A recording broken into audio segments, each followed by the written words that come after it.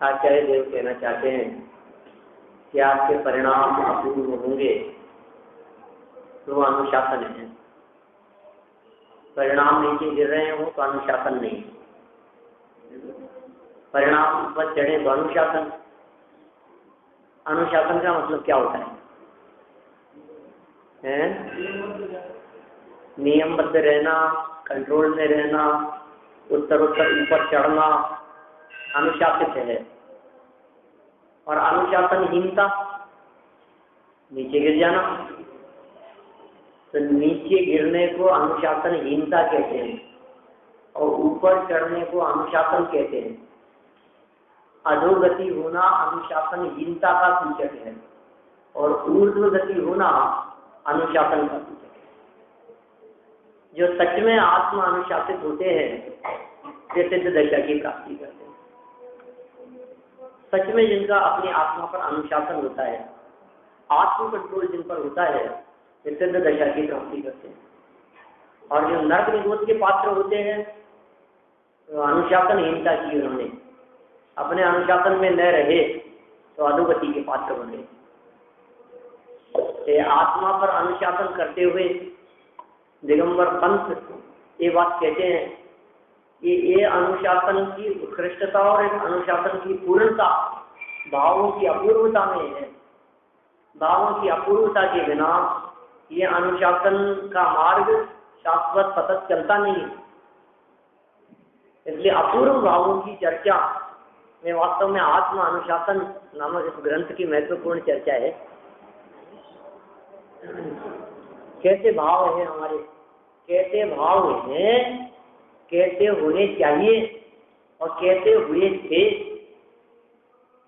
जैसे हुए थे वैसे मिथ्या दर्शनादि भाव, जैसे होने चाहिए वे हैं सम्यक दर्शनादि भाव। और वर्तमान के भावों को हम टटोल के देखें कि वो पूर्व में हुए थे उसी तरफ जा रहे हैं कि आगामी जैसे कर रहे हैं हमारे परिणाम कुछ और बढ़ रहे हैं। हमें देखना पड़ेगा नहीं, इन दोनों में से हमारे को निर्णय करना पड़ेगा। वर्तमान में हम खड़े कहाँ हैं, कहाँ थे और कहाँ जाना है। कहाँ थे? मिथ्या दर्शनादि पूर्व अशुभ खोटे विकारी अहितकारी भावों से युक्त हम थे, या अतीत की बात है। जाना है हमारे को सम्यक दर्शनादि भावों के माध्यम से सिद्ध दशा तक। अब वर्तमान परिणामों को देखें कि क्या हमारे ये वर्तमान परिणाम ऊर्ध्व दिशा की ओर ले जाने में समर्थ है। क्या हमारे वर्तमान परिणामों से हमारी आत्मा अनुशासित हो रही है। क्या हमारी स्वयं की आत्मा पर अनुशासन किया जा सकता है, किया जा रहा है। स्वयं की आत्मा पर अनुशासन करने का प्रयास और प्रयत्न क्या हम कर रहे हैं, यह हमें सोचना पड़ेगा अपने आप के बारे में। जैसे समझिए मन में कुछ भी विषय ग्रहण करने का भाव आया, किसी भी इंद्रिय विषय संबंधी भाव आया और हमारा मन उधर दौड़ गया, हमारा उपयोग उस तरफ जाने लगा। कहते हैं अनुशासित नहीं हो इसलिए चंचल वृत्ति दिखाई देती है। परिणामों की और चित्त की चंचलता अनुशासनहीनता का सूचक है। क्लास में विद्यार्थी बैठे हों और वे बैठे हुए विद्यार्थी, उनमें से कोई विद्यार्थी कभी उपयोग को किधर दौड़ाता है, कभी किधर दौड़ाता है, कभी इधर उधर झांकता है, कभी बातें करने लगता है। अनुशासन में रहो, क्या कहेंगे अच्छा। और अनुशासन में कौन है जिसकी चित्त वृत्ति चंचल नहीं है, वो अनुशासन में है। और जिसका चित्त चंचल है वो अनानुशासित है। ठीक है। अब ये कह रहे हैं यहाँ अनुशासन की बात कर रहे हैं क्योंकि इस अनुशासन पूर्वक ऊर्ध्व गति की बात होने वाली है। अनुशासन में रहो, अपूर्व भावों के होते हुए आपको सिद्ध दशा की प्राप्ति होगी। ये अनुशासन किसी और पे नहीं करना है, ये कंट्रोल किसी और पे नहीं करना है, ये शासन शासन, अनुशासन है ना, आत्म अनुशासन। तो शासन माने राज करना, शासन किसे कहेंगे, राज करना, वश में रखना, इसका नाम है शासन। तो पर पे शासन नहीं करना, पर द्रव्यों पे शासन नहीं करना, बाहरी वस्तुओं पे शासन नहीं करना, तो किस पर, आत्मा पर शासन करें, आत्मा को अनुशासन में रखें, आत्मा पे शासन करें और आत्मा को विकृत भावों की तरफ न जाने दें, इसका नाम है आत्मा का अनुशासन। और विकृत भावों की तरफ जाना ये है पूर्व भावों की तरफ पढ़ना, और विकृत भावों से हट करके सुकृत भावों की तरफ हमारे उपयोग को लगाना, इसका नाम है अपूर्व भावों का चरण। भाव की अपूर्वता की बात करें, भावना तो भाव अपूर्व भावों की, ऐसी भावना तो भाव कि जो आनंद गुण अंदर में है, कब उनके दर्शन होंगे, कब मेरे वैभव के दर्शन होंगे। कभी कभी ऐसा लगता है ना अपने को, जैसे मान लो कोई हीरों का हार बनवाया हो और आने वाला हो, तो अपने मन में कितनी लालसा रहती है, कब दर्शन होंगे उसके, कब देखने को मिलेगा, कब आएगा, लगता है ऐसा। माने उसके दर्शन करने की जैसी भावना रहती है, ऐसे ही भावना, अपूर्व भावना, कब वो अवसर आएगा जब मैं निजी वैभव को देखूंगा, अपने वैभव को देखूंगा, अपने सौंदर्य को देखूंगा। किसी की शादी में जाएं, कभी तो दुल्हन ही नहीं आई, उसको तो आने तो उसको देख के चलेंगे, ऐसा लगता है अपने को, उसको देख के चलेंगे। अरे उसको नहीं देखना है, कभी ऐसा भाव आता है कि अपने आप को कब देखूंगा मैं, अपने आप को देखने का भाव आता है कि नहीं आता है, अपने सौंदर्य को देखने का भाव आता है कि नहीं, अपने अनंत गुणों को देखने का भाव, वो अपूर्व भाव है। पूर्व में जो खोटे भाव किए थे वे परिणाम दोबारा नहीं आवे। भोगे जो भोग पहले उनका न होवे सुमिरन, न होवे सुमिरन, याद ही नहीं आवे, वे भोग याद नहीं आवे, वे विचार याद नहीं आवे, वे परिणाम, वे खोटे परिणाम, विकारी परिणाम, विकृत परिणाम, अधोगति के हेतुभूत परिणाम, वो हमारे लक्ष्य में नहीं आवे। भोगे जो भोग पहले उनका न होवे सुमिरन, याद ही नहीं करें हम उनको, क्या याद करें, तो फिर किसका स्मरण होवे। पाया जो पद है तुमने उसका रहे सुमिरन, वो स्मरण रहे हमारे लिए, जिस पद की प्राप्ति है परमात्मा आपने की है उसका स्मरण रहे, जिस आनंद का अनुभव आप करते हैं उसका स्मरण रहे। और स्मरण करना है तो एक बात का स्मरण करें कि आपकी अवस्था कैसी थी। हे पार्थना स्वामी, आप शेर की पर्याय में थे, हाथी की पर्याय में थे, आपकी अधोगतियां दिखाई देती थी, और फिर उसके बाद में अपूर्व भावना आपने भाई और अपूर्व पद की प्राप्ति कर ली।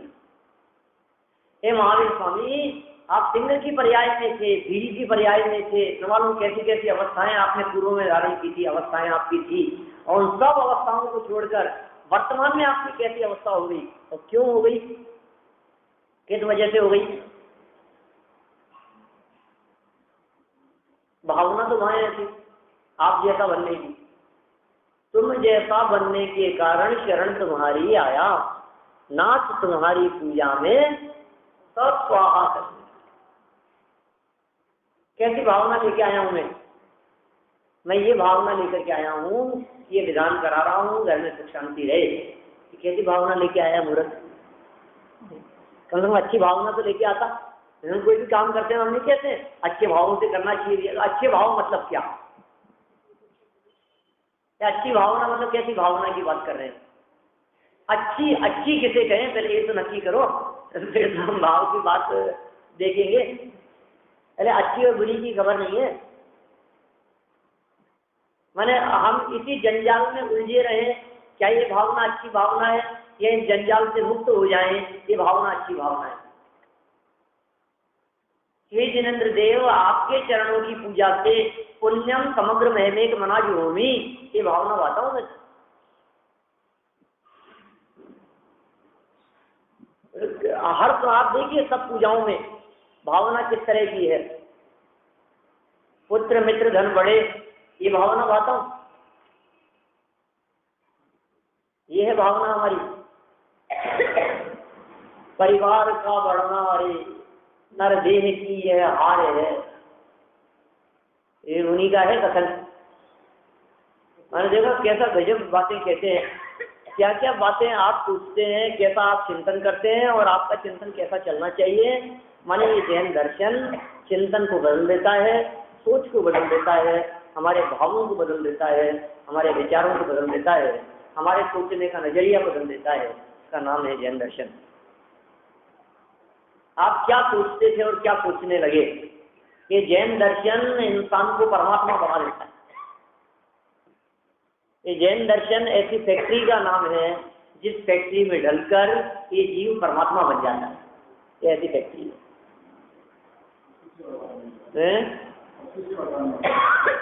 पशु से तो नहीं बन सकता, बीच में मनुष्य तो बनना ही पड़ेगा उसको परमात्मा बनने के लिए। ठीक है, परमात्मा स्वरूप अपने आप को अनुभव करने लगा। कैसे भाव आते होंगे देखो आप, ये अपूर्व भाव। उस सिंह को कैसे भाव आते होंगे, उस हाथी को कैसे भाव आते होंगे, उस मेंढक के हृदय में कैसे अपूर्व भाव दिखाई देते हैं हमारे को। महामत्स्य के हृदय में कैसे भाव आते होंगे, सम्यक दृष्टि महामत्स्य पंचम गुणस्थान वर्ती, कैसे भेद विज्ञान की भावना भाता है, कैसे अपूर्व भाव है, कैसा वैराग्य में उसका जीवन जीता है। वो सिंह जिसके दाढ़, जिसकी आंतें मांसाहार के योग्य है, सूखी घास जब खाता होगा तो कैसे तो उसके दांत खा पाते होंगे, कैसे उसकी दाढ़ें चबाती होगी और कैसे उसकी आंतें उस चीज को पचा पाती होगी। कैसे होगा ये, कैसे पचा लेगा उसके दांत में उस लायक नहीं है, खाएगा कैसे उसको, उसके आंतें उसको रूप नहीं है। लेकिन फिर भी कैसे अपूर्व भाव। हम हो तो हम तो तुरंत मना कर रहे हैं, हमसे नहीं हो सकता है काम। क्या बात करते हो, रात्रि भोजन का त्याग कैसे करेंगे, हम बिजनेस करते हैं तो रात्रि भोजन का त्याग नहीं होता है। देखो और वो तिरंज गति की जीव कैसी अपूर्व भावना बात है। माने हमें लगता है उन्हें सम्यक दृष्टि ज्ञानी जीवों को देख करके किस तरह के भाव आते होंगे उनको। जो तिरंज गति के जीव समोक्ष चरण में दिव्य ध्वनि सुनने के लिए जाते होंगे, उन्हें कैसे अपूर्व भाव आते होंगे, कैसे आ जाते होंगे। लाखों करोड़ों की संख्या में तिरंज गति के जीव, कौन बताता होगा, कौन निमंत्रण देता होगा, कौन कहता होगा, कौन ले जाता होगा, कौन रास्ता बताता होगा, समोक्ष चरण में जाने की प्रेरणा कौन देता होगा, भगवान कौन होते हैं और उनकी दिव्य ध्वनि कर रही है, कौन कैसा होता होगा। ये सब मनुष्यों और देवों में से ये बात समझ में आ रही है कि दुंदुबी नगाड़े बजा दिए गए और लोगों को सूचना दे दी गई है, भेरी बजा दी गई, तीर्थंकर परमात्मा का समोक्ष चरण लगा है, उनका उपदेश हो रहा है, दिव्य ध्वनि गिरेगी, चलो चलो सब सुनने के लिए। तिरंज कैसे जाते होंगे। कोई गडलिया, बेड़े चराने वाला, गाय भैंसे चराने वाला, कौन गायों भैंसों को हाँक करके लकड़ी से, चलो सब इधर कोई नहीं, आज इधर नहीं जाना, आज सबको समोक्ष चरण में ले चलते, ऐसा होता होगा। कैसे अपूर्व भाव आते होंगे उनके हृदय में, कैसे कदम बढ़ते होंगे दिव्य ध्वनि सुनने के लिए, कैसे जाकर के बैठते होंगे। और कैसे बैठते हैं, आत्म अनुशासन से। कैसा अनुशासन होता होगा, कौन कंट्रोल करता होगा। ये भेड़ें इधर उधर चलती है, ये भेड़ बकरियां, इनको चराने वाले, और दो आदमी आगे रहते हैं और दो पीछे रहते हैं, और इधर नहीं चले जाए लकड़ी लेकर के चलते हैं उनके पीछे, उधर जा रही हो तो उसको कंट्रोल में करते हैं। मां कंट्रोल में कौन रखता होगा, आत्म स्वयं कंट्रोल में। भावों की अपूर्वता उन्हें खींच के वहां ले जाती है। भावों की अपूर्वता से मुनिपद अंगीकार करते हैं। छोटे छोटे मुनिवर हो गए निहाल, निज परिणति का देखो तो कमाल। कैसा निज परिणति का कमाल है। मैंने तो सोच सोच के आश्चर्य लगता है कि 8 वर्ष के बालक कैसे सम्यक दर्शन ले लेते होंगे। 8-10 वर्ष के बालक सम्यक को प्राप्त कर लेते, मुनि हो जावे, दिगंबर संत हो जावे, हाथ में पीछे कमंडल। 8 साल के बच्चों को देखो तो क्या क्या है, कुछ तो अकल नहीं दिखती, कुछ भी अकल नहीं दिखती है। और सम्यक दर्शन प्राप्त कर ले वेद विज्ञानी मुनिराज, कैसे अपूर्व भाव आते होंगे, कैसी अपूर्व भावना आते होंगे, और कैसी भावना उनके पिछले जन्मों से चल रही होगी, चलती होगी। इस जन्म का तो कुछ काम नहीं दिखता है अपने को, जरूर कुछ ना कुछ पिछले जन्म का रहता होगा। भरत जी के 923 बेटे दिखते हैं हमारे को। हाँ, सम्यक दर्शन कैसे हो जाए? 7 तत्व के नाम याद कराते पति आता है बच्चों को, छोटे छोटे से बच्चे।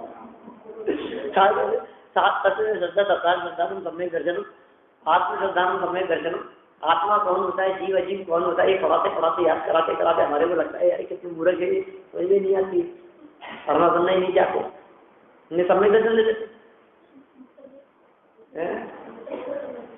जो भी होता हो, कुछ पूर्व के संस्कार रहते होंगे। बोले ही नहीं, 923 बेटे भरत जी के। भाव ही कैसे चले उनके हृदय में, कैसे अपूर्व भाव आ रहे हैं। देखो आप, भावों की उत्कृष्टता, भावों की वृद्धि, अंतरंग परिणाम किस तरह से, किस तेजी और किस तीव्रता से बढ़ रहे हैं, परिणामों में किस तरह से वृद्धि हो रही है। अब भोगों की भावना नहीं है, राजपाट की भावना नहीं है, संयोगों को एकत्रित करने की भावना नहीं है, राजपाट संभालने की भावना नहीं है। क्या भावना है? निज में ही समा जाऊं, निज में ही लीन हो जाऊं, ऐसी भावना वाले हैं। अपने अंदर में समा जाए, अपने अंदर में लीन हो जाए, अपने अलावा दूसरा और कुछ नहीं दिखे। सर्व जगत से भिन्न, सर्व भावों से भिन्न, पर द्रव्य संयोग और परकृत भाव, जिन्हें संयोगी भाव कहा जाता है, दोनों से भिन्न अपने ज्ञायक भाव की दृष्टि, उसकी लगन और उसका अनुभव, लगन पूर्वक अनुभव, और अनुभव के बाद में लगन की तीव्रता। आत्मा अनुभव के लिए तो पहले लगन लगे तो आत्मा का अनुभव होगा, और जब अनुभव होगा आत्मा का, उस आनंद का स्वाद जब वे ले लेते हैं, तो वो जो लगन लगी थी उसमें जो एक तीव्रता और जो कहेंगे अपन एक चढ़ान दिखाई देता है, तेजी जो दिखाई देती है, वृद्धि दिखाई देती है, वो कुछ अपूर्व और अलौकिक हुआ करती है। 6वें 7वें गुणस्थान में झूलते झूलते झूलते झूलते जो एक साथ वृद्धि को प्राप्त हुए, तेजी को प्राप्त हुए, श्रेणी चढ़ गए। अंतर्मूर्त में तो केवल ज्ञान, भरत जी के भावों की अपूर्वता नहीं दिखाई देती हमारे को, उग्रता जिसे कहते हैं ना अपन। कितने परिणाम उग्र है भरत जी के। अभी तक तो 5 मिनट पहले तक तो क्या था, 5 मिनट बाद में क्या हुई, ऐसी चर्चा आती भरते हुए। बताइए मेरे को भी कैसे 5 मिनट पहले कैसे, मैंने कैसी चर्चाएं दिखती है। अभी तो रानियों के साथ में राजमहल में भोग रहे हैं, और अभी छोड़ करके एकदम सामायिक का काल हुआ, सामायिक करने के लिए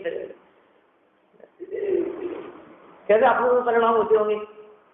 6 खंड के राजपाट को छोड़ करके दीक्षा ले ली, और दीक्षा क्या ले ली? परिणामों की उस तीव्रता के कारण, अंतर्मुखी वृत्ति और आत्म स्थिरता के कारण अंतर्मुख में केवल ज्ञान। और बैठे हैं और लोग बैठे रहो, 1000 वर्ष लग गए ऋषभ देव स्वामी को केवल ज्ञान प्राप्त करने में।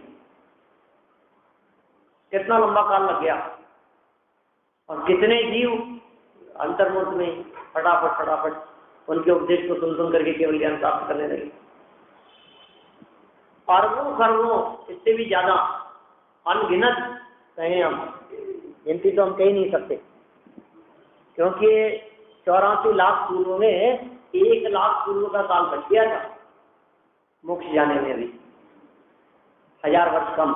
1 लाख पूर्व 70,56,000 करोड़, उसके आगे 5 बिंदी और, कितना हो गया? 7056,000, फिर 12 जीरो और उसके आगे 70,56,000 करोड़। ये तो एक पूर्व, और ऐसा 1 लाख पूर्व कितने वर्ष हो गए? और इतने वर्ष में इतने वर्ष गुना 1212 साल में, 6 महीने में 608 जीव जाएंगे ना, 1216 साल में 1200 जीव जाएंगे मोक्ष। साल में 1200 और साल कितने 70,56,000 करोड़ मल्टीप्लाई में 1216। ये तो महाराज केवल ज्ञान प्राप्त करके बैठे हैं समूह चरण के अंदर और उपदेश सुन सुन करके लाइन लग रही है मोक्ष जाने वाली। पूरे ढाई दिखते यद्यपि, लेकिन फिर भी मोक्ष जाने वालों की लाइन लग रही है। कितने जीव मोक्ष चले गए, कैसे? अपूर्वता से। शिवमूर्ति मुनिराज को देख करके ख्याल में आती है अपूर्वता। क्या पुरुषार्थ से समझाने वाले बैठे रह गए, तो उनके आचार्य और उनका संघ सब बैठा रह गया। जिनको संघ से निष्कासित कर दिया था वे संघ के नायक हो गए। केवल ज्ञान हो गया, पता है? नहीं पता, पता है? बोलो बाबू जी कैसा हो जाता है? इसीलिए कहा जाता है कि भावना यदि आपकी है, समझ लेना सारा काम भावना का है, भावना का खेल है। सब आपकी कैसी भावना है, आप कैसी भावना भाते हैं। जाति जैसी भावना तो फल पाए। अरे एक तो जैन दर्शन तो चिंतामणि रत्न के समान है, और जैन दर्शन क्या चिंतामणि रत्न के समान है। हर व्यक्ति के अंतर्मन में चलने वाले परिणाम ही उसके लिए अपूर्व चिंतामणि। आपके हृदय में चलने वाले आपके परिणाम आपके लिए चिंतामणि है, और मेरे मन में चलने वाले मेरे भाव और परिणाम मेरे लिए चिंतामणि है। क्यों? क्योंकि मेरे भावों का फल मुझे अवश्य मिलेगा, आपके भावों का फल आपको अवश्य मिलेगा, और वही मिलेगा जो आप भावना भा रहे हैं। पानी पानी करते हुए सेठ जी मरे तो पानी में पैदा हुए बावड़ी में। आप क्या करते करते मरेंगे, आप जैसा करते करते मरेंगे वैसे मिल जाएगा। आप क्या चाहते हैं सोच लो। आप आपकी चाह क्या है? चाह मुझे है दर्शन की, एक वो चाह है, और आपको चाह की बात की है। मुझे चाह है घूमने फिरने की, म्यूजियम देखने की, अपने अपने उसके किस चीज की चाह दिखाई देती है। अरे तो साहब बस बहुत दिन से इच्छा हो रही है कहीं ले चलो घूमने के लिए। बोलो आपकी कहीं की चाह है, और कहीं नहीं किसी गिरी चले कहीं की चाह है। किस चीज की चाह हृदय में है? बोलो। अपूर्व भाव। और अपूर्व किसको कहा है? देखो स्वाध्याय करूं और खूब पढ़ूं पढ़ाऊं व्रताधिक का पालन करूं, उसको भी अपूर्व नहीं कह रहे हैं। यहाँ जो अपूर्वता की बात कही, क्योंकि स्वाध्याय भी कम नहीं किया थी, तपश्चरण भी कम नहीं किया, पहले त्याग भी बहुत किया है, तपस्या भी बहुत की है, अध्ययन मनन भी बहुत किया है, पढ़ा पढ़ाया भी बहुत है, आगे नहीं बढ़ा, लेकिन बहुत आगे जाकर के भी बैक हो गया था। और अब अपूर्व भावना की बात ये कर रहे हैं कि अब कहीं यहाँ से बैक नहीं लग जाए, उसका नाम है अपूर्वता। अभी जिस स्तर में हम हैं, अभी जिस लेवल पर हम हैं, अब यहाँ से पीछे नहीं चले जाएं, इसलिए हम अपूर्वता की बात कर रहे हैं। समझ में आ रही है बात? यहाँ से ऊपर चढ़े, यहाँ से और आगे बढ़े। आगे बढ़ने का उनको समझ लेना, आपने करता हूँ ऐसे गुणस्थानों के चढ़ने को आगे बढ़ना कहते हैं। गुणस्थान नहीं बढ़ा तो आगे बढ़ना नहीं कहते। कितना आगे निकल गया, कितना आगे निकल गया, लोग चर्चा करते रहे, धन वैभव के आधार पर, पैसे संपत्ति के आधार पर कहते रहे। गुणस्थान बढ़ा क्या? नहीं बढ़ा, तो बढ़ा के नहीं है, कुछ नहीं बढ़ा। कोई पहली क्लास में रात भर खूंटे से बंधा हुआ बैल, कोलू का बैल, खूब चक्कर लगाया उसने, खूब चलता रहा, रात भर चला, कितना बड़ा आगे। खूंटे से बंधा था ना, चलता रहा रात भर, कुछ तो चला होगा, वही कहाँ चला। उससे पूछो महामूर्ख से, वो कहता है कि कितना चलाऊं मैं, तुम कहते हो कुछ नहीं चला, पूरी रात से चल रहा हूं। कि तुम मूर्ख हो इसलिए चलना कहते हो, बढ़ना कहते हो, समझदार व्यक्ति कहते हैं बिल्कुल नहीं चला। इसी तरह से मैंने इतना कमा लिया, आज मेरा इतना भरा पूरा परिवार हो गया। आज मैंने कहाँ से शुरू किया था आपको पता है? 10वीं में 4 बार फेल हुआ था। और आज देखो आप कहाँ पर, उसके बारे में कहते हैं ना अब्राहम लिंकन कहाँ कहाँ तक असफल होता रहा, कहाँ तक पहुँच गया, कितनी बार पूरा उसकी तो हिस्ट्री बतलाते हैं लोग, मोटिवेशनल स्पीकर सब उसको सुनाते हैं उसके बारे में, कहाँ से कहाँ तक आगे बढ़ने की बात करते रहते, कहाँ आगे बढ़ गया, मुझे लग रहा है आगे बढ़ गया तो वहीं खड़ा है। अपन कितना आगे बढ़ गए बोलो, 238 लोग तक आ गए, कितना आगे बढ़ गए हम, आज की कोई पहले दिन वाली बात है, मेरा बहुत आगे बढ़ गए साहब, कितना 218 पेज पढ़ लिए अपन ने, 238 श्लोक पढ़ लिए, अभी कल की बात लगती है अपने को, अक्टूबर में शुरू किया था अपन ने लास्ट ईयर अक्टूबर में शुरू किया था, 16 अक्टूबर को शुरू किया था। देखो क्या कह रहे हैं, चाहूं भाव का शीघ्र अभाव, ये चाहना की बात कर रहे हैं, भाव का शीघ्र अभाव हो जाए ये चाहना, माने जन्म मरण के दुखों से छुटकारा मिल जाए ये चाहता हूं मैं। ये बात हम पूजन करते समय 9 बार बोलते हैं हर पूजा में, जन्म जरा मृत्यु विनाशनाय, ये भावना है मेरी, जन्म जरा मरण का अभाव हो जाए, इसका मतलब निर्वाण की प्राप्ति हो जाए। फिर दूसरा 4 लाइनें बोल करके फिर बोलते हैं हम संसार ताप विनाशनाय, मुक्ति की प्राप्ति हो जाए, भावना बारे कि नहीं। फिर 4 लाइन बोल करके हम बोल देते हैं अक्षय पद प्राप्त है, अक्षय पद की प्राप्ति के लिए घूम फिर करके शब्द बदल दिए, भावना तो वही है, एक काम मान विध्वंसनाय, क्षुधारोग विनाशनाय, कहाँ होगा ये सब सिद्धालय में होता है। मोह अंधकार विनाशनाय, अज्ञान अंधकार विनाशनाय, मोह का अभाव हो गया, केवल ज्ञान की प्राप्ति हुई। अष्ट कर्म दहनाय, मोक्ष फल प्राप्त है, अनर्घ फल प्राप्त है। 9 बार हर पूजा में, हमें पता ही नहीं हम क्या भावना बारे, मंत्र तो बोल रहा है अनर्घ पद प्राप्त है, मंत्र तो बोल रहा है मोक्ष फल प्राप्त है, ठीक है ना, मंत्र ये बोल रहा है, अब भावनाएं बारह है यार, घर जाऊं तो कम से कम लड्डू आज तो बनी जाने चाहिए।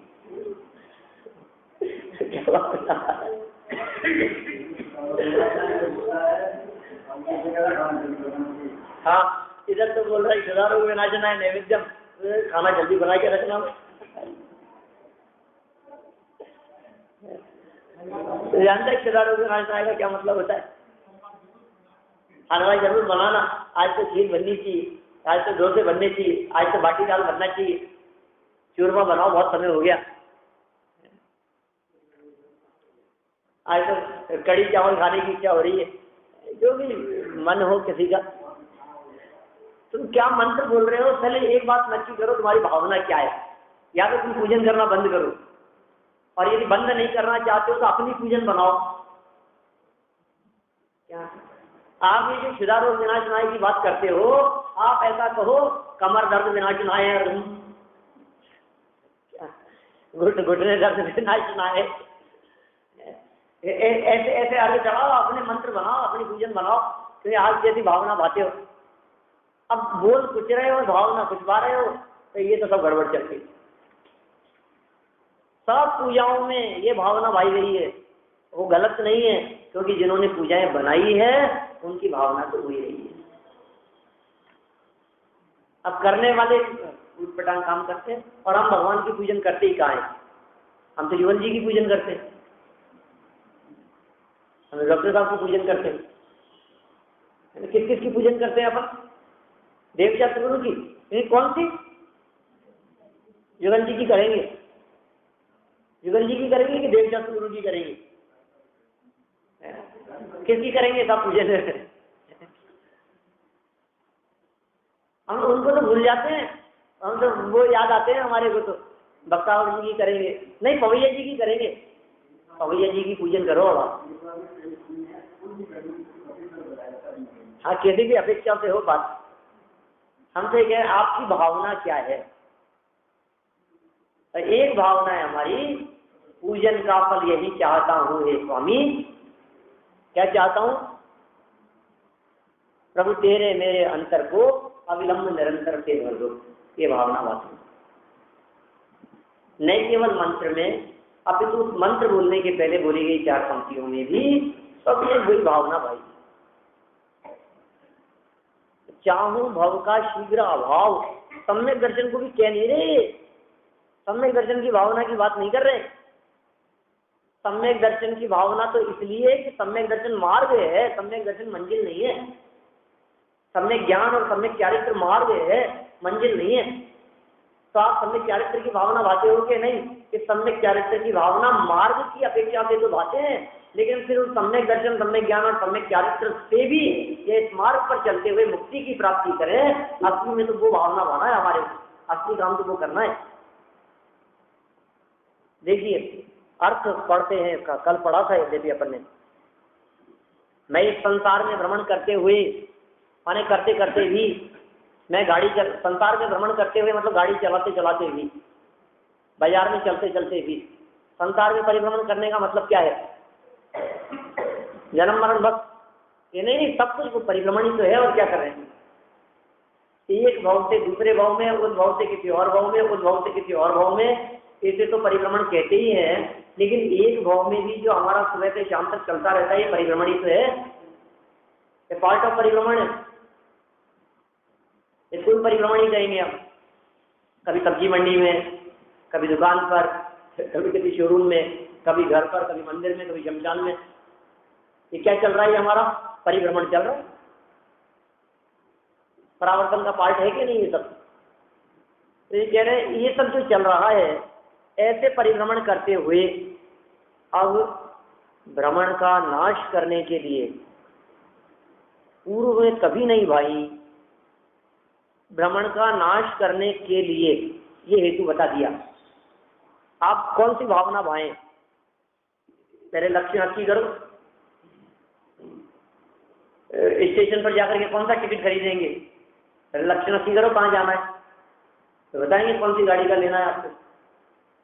तो आप कौन सी जगह पहुंचना चाहते हो, कहाँ जाना चाहते हो मोक्ष में, माने भाव भ्रमण का या भ्रमण का नाश करने के लिए अब भाव भावना, ध्यान रखना, काई के लिए भारे भावना?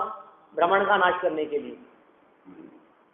अब भाव भावना कैसी कैसी भावना भाते हो दुनिया में, लौकिक में, घर गृहस्थी में, जैसी आपकी भावनाएं चलती है। फिर सोचो इस भावना से भ्रमण का नाश होगा क्या? ये नहीं होगा, तो भावना नहीं मानी है, क्रॉस लगा दो उसके ऊपर। फिर सोचो, बोल बेटा तेरी क्या भावना है? बोल बेटा किसी और से नहीं, अपने आप से। किसी और से थोड़ी ना पूछना है। बोल क्या चाहता है, क्या भावना है तेरी, क्या भावना बता है? एक अच्छा सा भावना हो गया। फिर तू सोच इससे भाव का अभाव होगा कि नहीं होगा, इससे भाव का कहाँ अभाव होगा, तो भाव बढ़ाने की बात सोच रहा है, क्रॉस लगा दो। ये भावना नहीं बानी है। कौन सी भावना बानी है? लेकिन किसके लिए? जो भावना की यहाँ चर्चा कर रहे हैं, ये किसके लिए? ये कह रहे हैं भ्रमण का नाश करने के लिए। भावना किसके लिए? भ्रमण का नाश करने के लिए। भ्रमण करने के लिए तो नहीं। आप किसकी शरण में जाके सुखी होना चाहते हो? जिसकी शरण में जाके सुखी होना चाहते हो कि सुखी है कि नहीं है? देख किस विधि से सुखी हो गए हैं, ये बात को जाने बिना आप कैसे सुखी होंगे? भ्रमण का नाश करने के लिए पूर्व में कभी नहीं भाई। एक बात और कदाचित भावी ली हो, और कदाचित नई भावना की भी चर्चा करें। साहब हमें तो पता नहीं है, साहब हमें तो याद नहीं है, देखो हमारी याददाश्त बहुत कमजोर है, हमें पता नहीं ये भावना हमने पूर्व में भाई थी कि नहीं भाई थी। अब क्या करें? कंफ्यूजन हो रहा है हमारे। अब क्या क्राइटेरिया है? अभी ऐसा हो जाता है ना, देखा कि ये काम आप बिल्कुल नहीं करोगे, पहले जिन जिन कामों के लिए आपको मना कर दिया है वो नहीं करोगे। साहब मुझे याद नहीं किसके लिए मना किया था, भूल गया मैं तो। अब क्या होगा? अब बोलो, आप भूल गए तो एक हम आपको थर्मामीटर देते हैं, एक क्राइटेरिया बतलाते हैं। क्या क्राइटेरिया है? आप वही भावना भाना जो भाव भ्रमण का नाश करने के लिए। अब पूर्व में भाई थी कि नहीं भाई थी, क्या हुआ था, उससे क्या मिला था कि क्या नहीं मिला था। आप वर्तमान में भावना कैसी भाएंगे, आप नक्की करेंगे। इससे भ्रमण का नाश हो सकता है, इससे नाश नहीं हो सकता है। पूर्व में कभी नहीं भाई ऐसी सम्यक दर्शनादि भावनाओं को भाता हूँ, और पूर्व में अनादि काल से भाई हुई मिथ्या दर्शनादि भावनाओं को नहीं भाता। अब शब्द का भी प्रयोग किया है। अब का मतलब, अब माने क्या होता है आप जानते हैं? वर्तमान कौन सा? अब मतलब अभी बैठे बैठे। अब का मतलब उठना भी वो बात हो जाएगा, वो अब नहीं होगा, वो बात की बात हो जाएगी। अब मैं ये काम कर रहा हूं, अब मुझे ये काम करना है। अब का मतलब अभी इसी समय जस्ट। अब आगे पीछे का काम नहीं है, अब किंतु परंतु का काम नहीं है, अब एक ही भावना रहेगी।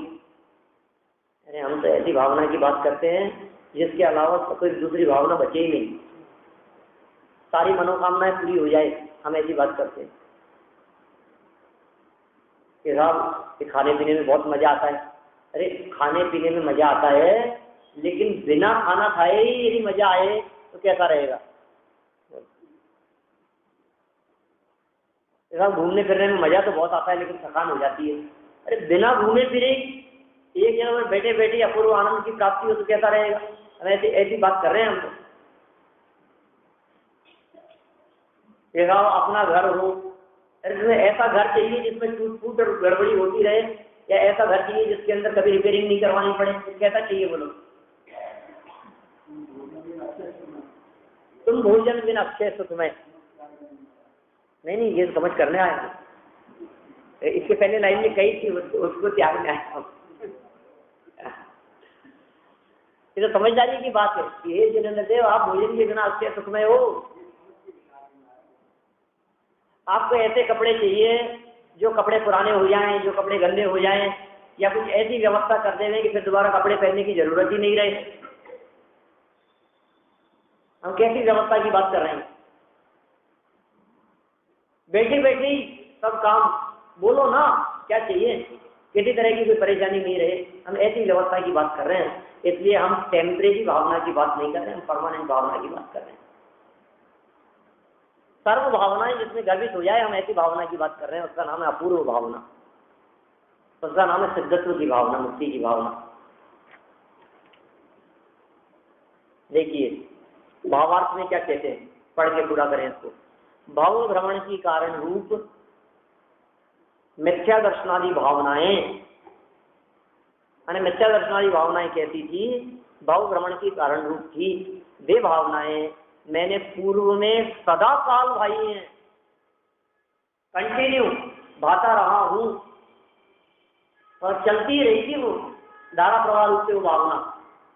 पर में सुख, भोगों में सुख, देह में एकत्व बुद्धि है, मिथ्या दर्शनादि भावनाएं, तन न छूट जाए, मर नहीं जाऊं, मरने से डरता हूं, ये भगवान क्या होगा, ये भावनाएं हमने बहुत भाई हैं पूर्व में। परंतु अब मैं इन्हें नहीं भाता हूं। अब मैं ये भावना नहीं भाता हूं कि मेरे को लौकी का हलवा खाना है। अब मैं ये भावना नहीं भाता हूं कि मुझे बादाम का हलवा चाहिए। अब क्या भाता हूं कि तथा पूर्व में कभी नहीं भाई ऐसी मोक्ष की कारण रूप सम्यक दर्शनादि भावनाओं को भाता हूं। मोक्ष की कारण रूप, क्योंकि मुझे क्या चाहिए? मुझे मोक्ष चाहिए, मुझे मुक्ति चाहिए, मुझे स्वाधीनता चाहिए, मुझे स्वतंत्रता चाहिए। तो स्वतंत्रता की कारणभूत सम्यक दर्शनादि भावनाओं को भाने की यहाँ बात कर रहे हैं। तो ये कह रहे हैं मिथ्या दर्शन की भावना क्यों नहीं भा रहे हो और सम्यक दर्शन की भावना क्यों भाते हो? कि एक भावना अहितकारी है और दूसरी भावना हितकारी है, इसलिए अहितकारी भावों का त्याग और हितकारी भावों का अपनाना, इसके लिए हे और उपादेय के स्वरूप की चर्चा आगामी समय में की है। कल अपन इस प्रकरण को आगे बढ़ाएंगे।